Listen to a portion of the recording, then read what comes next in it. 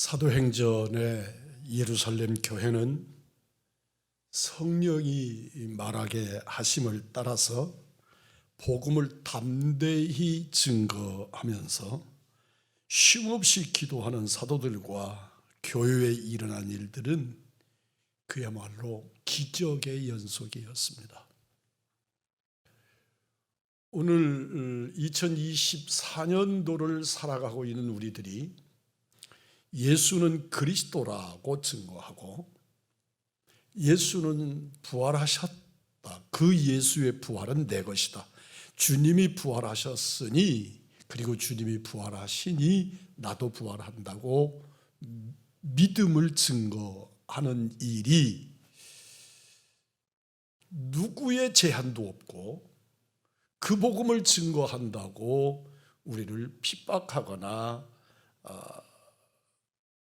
그 어떤 영역에서 제외시키는 그런 일이 없는 세상이지만 쉽지 아니합니다. 얼마 전에 방송에서도 큰 뉴스거리가 되고 신문에서도 자세하게 내용을 실린 이야기 있었습니다. 그것은 지하철에서 복음을 증거하는 사람이 있었습니다. 지하철에서 복음을 증거하는데 방송이 나오는 겁니다. 그 방송에서 뭐라고 말하냐면 지금 열차 속에서 전도를 하고 있는 사람이 있는데 이 사람을 내리라고 방송을 하는 겁니다. 전도하는 사람이 그 소리를 듣고 별수런 소리를 다 한다. 그렇게 하고 이 사람이 내리지 않았습니다. 그랬더니 방송에서 거듭 그분이 내리지 않으면 열차 운행을 진행하지 않겠다. 기장이 그렇게 방송을 거듭을 했고 이분이 왜 내가 복음 증거하는데 당신들이 내리라 타라 그러느냐, 나는 못한다. 그러니까 그 지하철 경찰이 와가지고 이 사람을 강제로 끌어내렸고 그리고 난 다음에 기차가 운행을 했습니다. 이게 이제 교계에서는 꽤 중요하게 다룰 수밖에 없는 문제지요. 그래서 이 문제를 다루니까 지하철 법에 그 지하철 운행에 관계되지 않는 어떤 행위 또 물건을 파는 행위 등등이 불법으로 되어 있다. 그걸 단호하게 운행하는 사람이 제재하도록 강력한 지시가 있었다. 그래서 자기들은 매뉴얼에 따라 했을 뿐이지 기독교를 비판하려고 하거나 그런 것은 아니다. 그리고 해명을 했지만 이제 여러 가지 문제를 낳은 상태로 지금 ING 상태에 있는 거죠. 우리가 이것을 핍박이라고 한다면 핍박일 수 있습니다. 그래서 요사이 와서 우리 기독교가 또는 우리 기독교 목사님들이 어느 면에서 보면 조금 조심스러운, 조금 도를 넘치는 것 같은 그런 행동들이 일반 사회 안에 일어나고 있는 거죠. 예를 든다면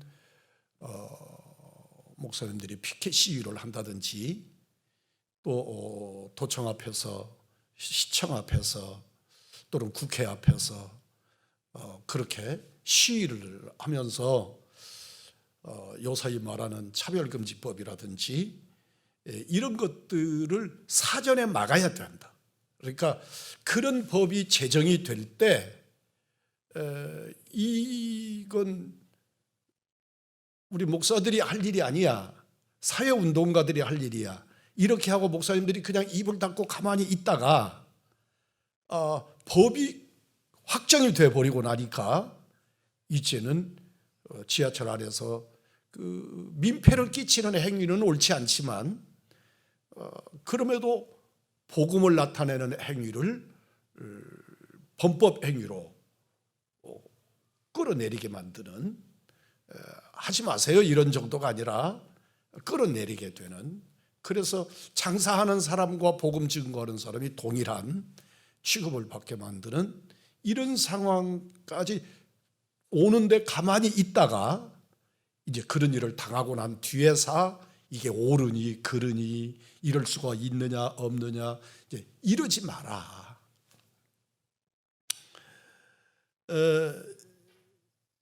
오늘은 우리들의 시대는 그런 정도의 문제입니다. 요사이 와서 성평등의 문제 상당히 심각하지요.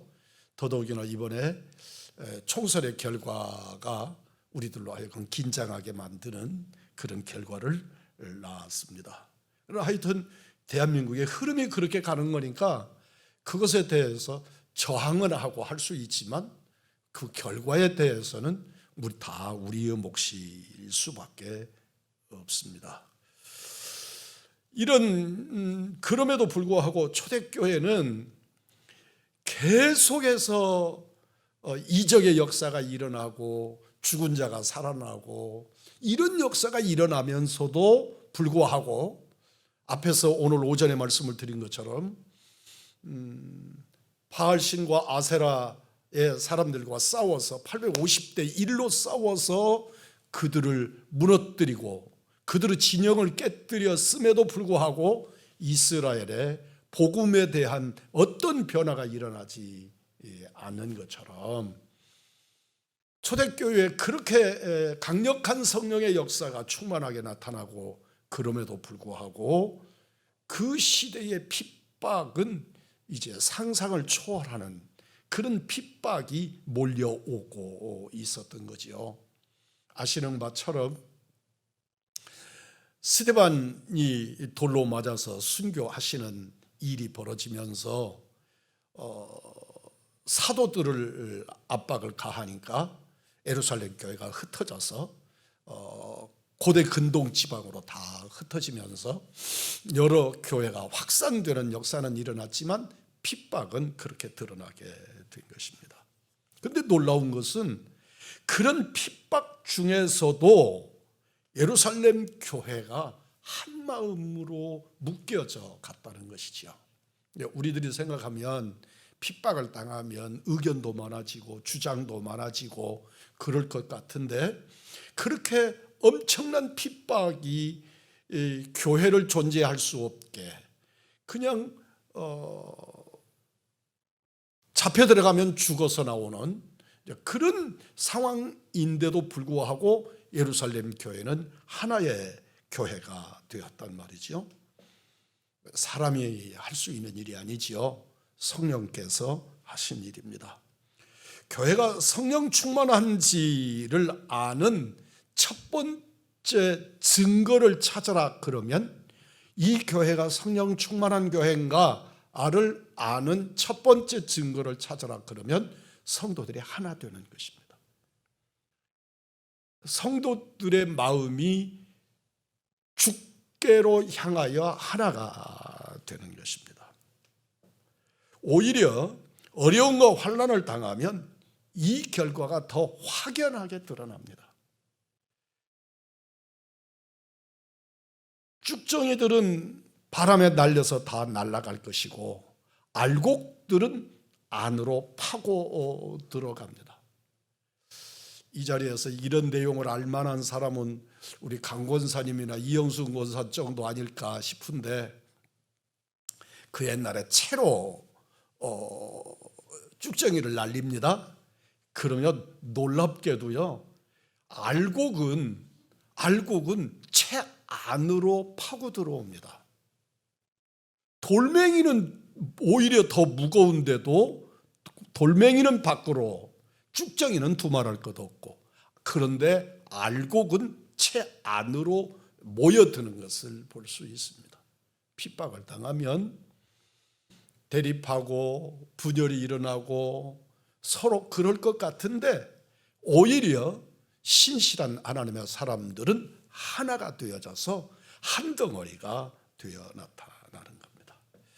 사탄은 비난하고 책임을 서로에게 미루게 하고 당을 짓고 싸우고 분열하게 하고 그러나 주님의 몸된 교회를 욕되게 하지만 성령은 우리들로 하여금 하나 되게 하시는 역사를 이루게 하시는 것이지요.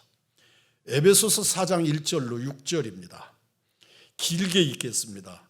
그러므로 주 안에 갇힌 내가 너희를 권하노니 너희가 부르심을 입은 부름에 합당하게 행하여 모든 겸손과 온유로 하고 오래 참음으로 사랑 가운데서 서로 용납하고 평안에 매는 줄로 성령이 하나 되게 하신 것을 힘써 지키라. 몸이 하나요 성령이 하나이니 이와 같이 너희가 부르심의 한 소망 안에서 부르심을 입었느니라. 한 소망 안에서 부르심을 입었다. 주도 하나요 믿음도 하나요 세례도 하나요 하나님도 하나이시니 곧 만유의 아버지시라. 만유 위에 계시고 만유를 통일하시고 만유 가운데 계시도다. 하나님의 교회는 하나의 역사를 이뤄내는 줄 믿습니다. 초대교회가 어느 정도 하나가 되었느냐 그러면 오늘 32절, 34절, 35절에서 말씀하시는 것처럼 세상을 네 것 내 것이 없는 세상이 되어졌습니다. 적어도 예루살렘 교회 안에서 그렇게 된 것입니다. 칼 마르크스가 공산주의, 사회주의적 공산주의 이론을 쓰면서 그 이론의 근거의 출처가 오늘 우리가 봉독한 사도행전 4장에서 찾았다는 것입니다. 그래서 예루살렘 교회가 네 것 내 것이 없이 통용하고 하나가 되어 사는 거지요. 많이 있는 사람들은 많이 내놓고 연약하고 힘없는 사람들은 그곳에서 구제를 받고 또 젊은이들은 힘있게 일을 하고 거기서 얻어진 것의 분깃은 또한 서로 나누고 그러는 공동체를 이루었다는 것입니다.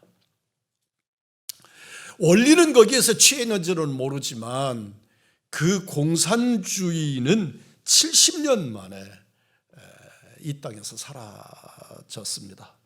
북한을 공산주의라고 말하지만 그건 공산주의가 아니고 북한은 사회주의적인 독재국가이지 그건 공산 개념도 무너져 그래서 배급도 다 사라져버린 그래서 지금은 북한을 공산국가라고 말하기에는 그렇습니다. 사회주의적 독재국가입니다. 기독교는 믿음과 사랑으로 드리는 자발적인 헌납으로 이루어진 거룩한 공동체라면 공산주의는 강제로 뺏고 강제로 폭압적인 방법으로 착취를 가짐으로써 이 사회는 70년 동안이나 유지할 수 있었던 것만도 기적적인 일인 것이지요. 교회는 사랑의 영이신 성령님의 능력으로 신앙혁명으로 스스로 결단과 사랑으로 함께 나누는 정신으로 충만했기 때문에 내 동역자가 이웃이 핍박당하고 끌려가서 고문당하다가 죽고 그러면 두려워서 떠날 것 같은데 오히려 더 많은 그 봄에 새싹이 막 솟아오르듯이 그렇게 새 생명들이 일어났던 것입니다. 우리 모두는 사실 하나님 앞에서 청지기로 살 뿐입니다. 욥의 말대로 알몸으로 나왔다가 알몸으로 가는 것이 인생입니다. 전도서의 말씀처럼 빈손으로 왔다가 빈손으로 가는 존재입니다. 땅에 잠깐 머무는 동안 보잘것없는 나에게 재물과 재능을 주셔서 영광스러운 지위를 얻게 하셨으면 하나님의 은혜입니다. 하나님의 영광을 위하여 섬기며 봉사하며 겸손으로 살아가는 우리 남전도회원들, 우리 의왕중앙의 성도들이 되기를 소망합니다. 우리 자녀들에게 하나님을 섬기는 믿음을 갖도록 어릴 때부터 신앙생활을 잘 지도해야 합니다. 때가 되면 스스로 알아서 잘할 것이라고 생각한다면 그것은 오해일 뿐만 아니라 착각입니다. 유대인들은 어릴 때부터 철저히 말씀을 익히고 암송시키고 믿음을 유산으로 물려주었습니다. 재산이나 지식이나 어느 것 내 것이 없습니다. 다 하나님의 것입니다. 하나님께서 나에게 잠깐 동안 관리를 맡겼을 뿐입니다. 그러므로 어떻게 하나님께 영광을 위하여 살 것인가 기도하고 도모해야 하고 훈련해야 합니다. 이 시대에 그리스도인들이 나가서 사도들과 더불어 복음을 증거하는데 그 복음의 메시지가 놀랍게도 부활 하나였습니다. 예수는 부활하셨다입니다.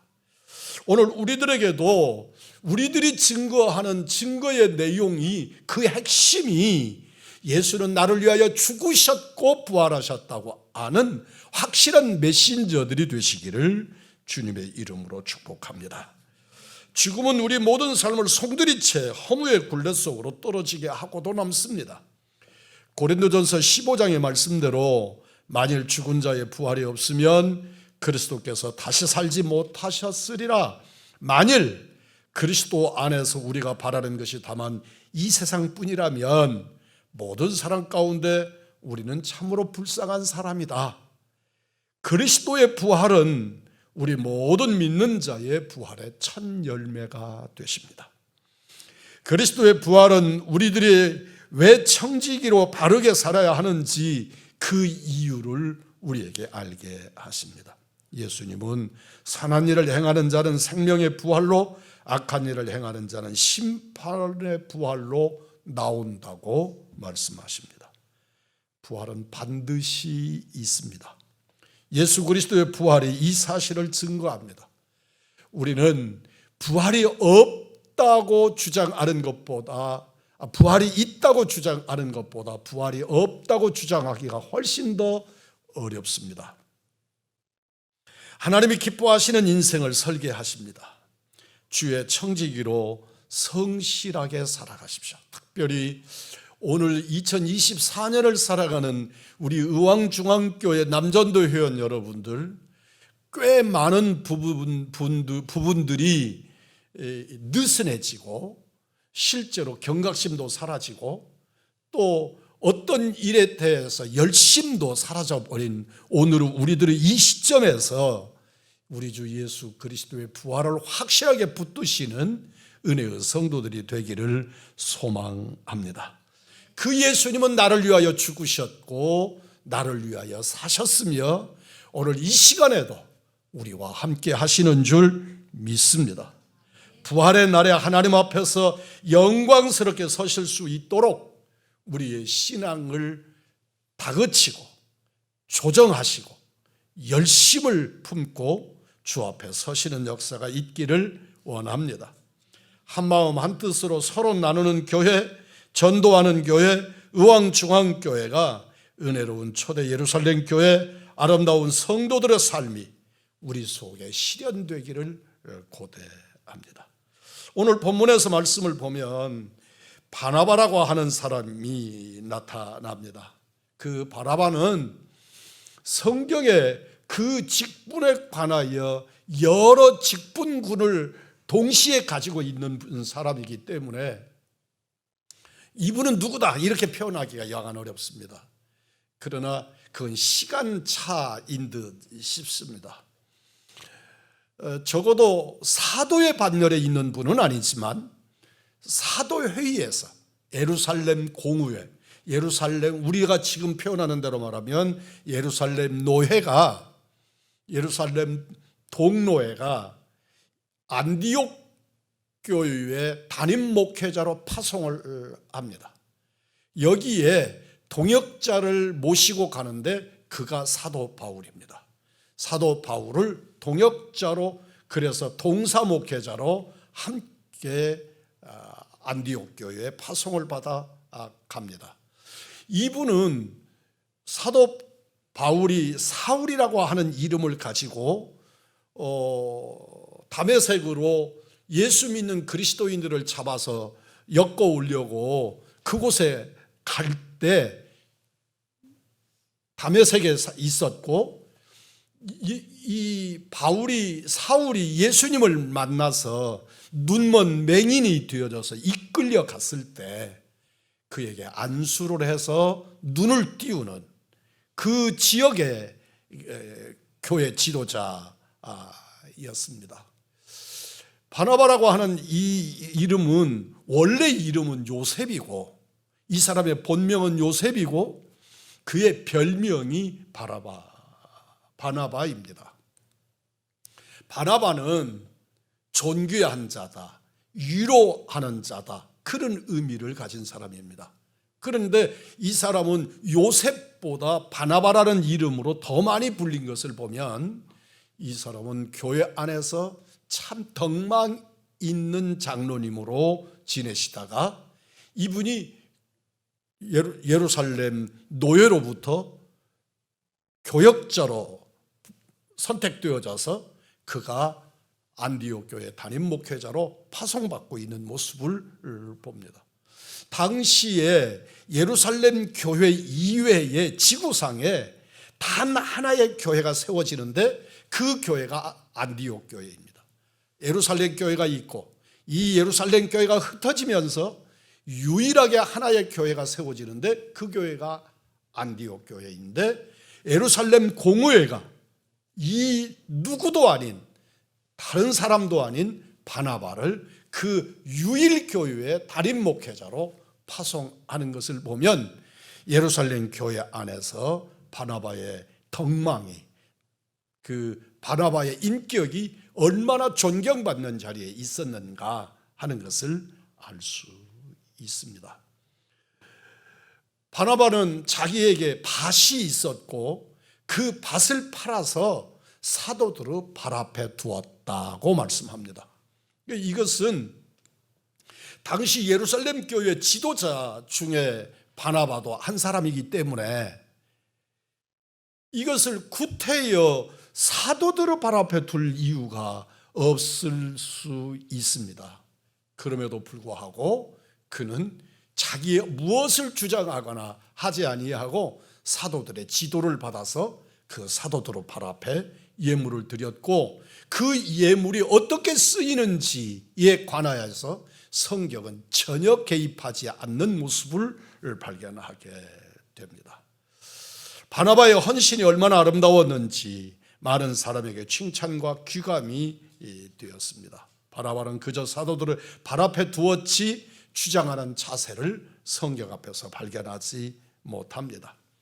구약시대의 제물들은, 하나님 앞에 드리는 제물들은 철저하게 생명이 사라진 죽은 것을 드릴 수 있었습니다. 살아있는 것을 드리지 못했습니다. 그래서 사람을 하나님 앞에 드려도 하나님 앞에 드려진 그는 자기의 감정이나 의지나 자기의 목표로 무엇인가를 추구하지 못했습니다. 철저하게 하나님의 명령과 말씀에 따라 살기를 원했습니다. 언젠가도 말씀을 드렸지만 그것은 우리 기독교만이 아니라 유교나 불교에서도 드려지는 제사의 제물은 살아있는 것을 드리는 법이 아닙니다. 그래서 여러분들 제사를 드릴 때 사과나 배나 등등의 모든 것들을 전부 잘라서 위아래를 잘라내고 그렇게 드리지, 그리고 삶고 굽고 그렇게 드리지, 살아있는 생된 것을 드리지 제단에 올리지 않는 것입니다. 본문에 나타나는 바나바는 철저하게 하나님께 드려진 자로 산 사람입니다. 그것을 성경은 표현하기를 헌신이라 그렇게 표현합니다. 헌신이란 말 그대로 따라서 해봅시다. 내 몸을 주께 드린다. 네, 그 말이 헌신입니다. 그냥 오늘 헌신 예배 드리니까 헌금 준비해야 돼. 헌금 드리는 예배를 헌신이라고 말하는 것은 이게 지금 몇 세기요? 22세기. 맞아요? 21세기. 나 이거 헷갈렸어. 21세기에 변형되고 망가진 헌신의 모습일 뿐입니다. 바나바는 철저하게 헌신된 일꾼이었다. 우리 의왕중앙교회 우리 남전도 회원들이 헌신되면 가정에 헌신될 것이고, 가정에 헌신되면 이 시대를 살리는 놀라운 역사가 일어날 줄 믿습니다. 세상을 살면서 이런 생각하게 됩니다. 사람은 안 변한다. 예수 아무리 잘 믿어도 사람은 안 변한다. 근데 성경은 변한다고 말씀을 하시고, 오늘의 교회의 신앙생활을 오래 해도 사람은 안 변한다고 하는 것을 다른 사람이 아니라 제가 증거를 하는 것 같습니다. 내 삶을 통해서, 내 성격을 통해서, 내 성품을 통해서 사람은 변하지 않는다 하는 것을 내가 증거해 주는 것 같습니다. 그러나 성경은 말합니다. 변한다고 말씀을 하시지요. 바나바는 인간성이 아주 훌륭한 사람이었습니다. 무한 경쟁을 하다가 보니까 인간성이 다 짓밟히고 살벌해지는 안타까움을 경험하게 됩니다. 바나바의 아름다운 행적이 사도행전 9장에도 기록되어 있습니다. 그리고 사도행전 9장 27절은 이렇게 설명합니다. 바나바가 데리고 사도들에게 가서 그가 길에서 어떻게 주를 본 것과 주께서 그에게 말씀하신 일과 다메섹에서 그가 어떻게 예수의 이름으로 담대히 말하던 것을 말하니라. 무슨 말씀입니까? 사도 바울이 은혜를 입고 완전히 달라진 사람이 되었습니다. 변화된 사람이 되었습니다. 그는 변했습니다. 그런데 예루살렘에 바울을 소개하려고 보니까 예루살렘에 있는 사도들과 지도자들이, 교회 지도자들이 아무도 사도 바울을 만나주지 않습니다. 대면하려고 하지 않습니다. 왜 그랬을까요? 그가 성경에 나타나는 신약시대의 최초의 순교자 스데반을 죽인 장본인이란 말이죠. 예루살렘 교회가 핍박을 받고 다 흩어지고 그렇게 만드는 장본인이란 말이죠. 그런데 그 사람이 예수의 사람이 되었다. 그리고 사도들과 만나기를 원하니까 그 사울이라고 하는 사람을 믿을 수가 없는 거예요. 저 사람이 어떻게 변했는지, 정말로 그게 사실인지 어느 것도 믿을 수가 없는 거예요. 그럴 때 이 바나바가 예루살렘 교회 공회 앞에서 사도 바울을 소개하는 겁니다. 이분은 이런 과정을 통해서 이렇게 아라비아에서 이런 훈련을 이런 과정들을 다 소개하고 이러므로 이런 신실한 사람이 되었으므로 우리 예루살렘 교회가 사도 바울을 영접해야 합니다 라고 말할 때 아무도 오버하는 거 아닙니까? 그러지 않고 사도 바울을 영접했다. 사도 바울을 동역자로 받아들인 것입니다. 그럴 정도로 이 바나바의 인품이 그리고 인격이 그 교회, 예루살렘 교회 안에서 인정받았던 것이지요. 사울이라고 하는 청년이 만약에 위장한 채로 예루살렘 교회에 들어오면 예루살렘 교회 안에 있는 기독교인들은 모조리 초토화시켜버릴 수 있습니다. 그리고 그들의 아지트가 다 드러나 버릴 수 있습니다. 그런데도 바나바가 소개하는 사울이라고 하는 이 위험한 청년을 전혀 걱정 없이 우리들의 동역자로 영접해서 맞아들이는 것을 볼 수 있습니다. 바나바는 오직 하나님의 영광을 위해서 일한 사람입니다. 아까 우리가 함께 찬송 드린 것처럼 살아도 주를 위하여 죽어도 주를 위하여 일생을 그렇게 살다가 간 하나님의 종입니다. 여러분 한번 돌이켜서 생각을 해보십시오. 사도들이 바나바를 안디옥 교회 담임 목사로 파송을 했습니다. 근데 이 교회는 정말 엉망인 거죠. 막 교인들은 모여들지만 교회 질서도 없고 모양도 없고 지금 핍박은 계속되고 그런 상황이란 말이죠. 그런데 그 자리에 확실한 리더십이 필요할 때 예루살렘 교회는 두 사람이 아닌 한 사람을 파송합니다.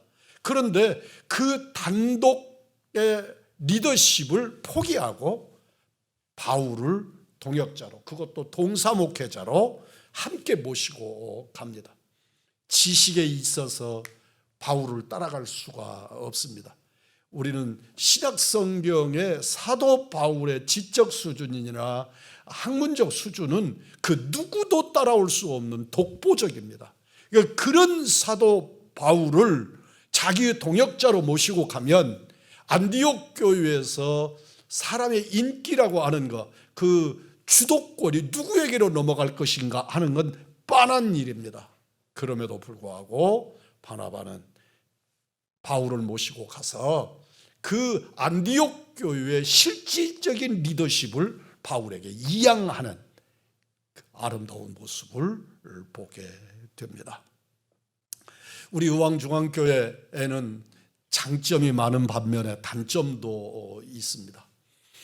우리 교회 성도들은 시기심도 없고 또 욕심도 없고 참 그런 참 좋은 성도들입니다. 하나하나를 돌이켜보면 참 그렇습니다. 그런데 여러분, 우리는 주를 향한 열심이 오늘 본문의 바나바 같은 그런 일꾼들로 세워지기를 간절히 소망합니다. 우리가 주를 향한 욕심을 좀 가졌으면 좋겠습니다. 내가 무엇이 되겠다는 것이 아니라 하나님의 영광을 위하여 바나바 같은 열심, 바나바 같은 헌신, 바나바 같은 섬김, 그리고 드림을 갖는 우리 남전도 회원들, 그리고 주님만 나타내고 주님만 표현하는 믿음의 사람들로 세워지기를 주님의 이름으로 축복합니다.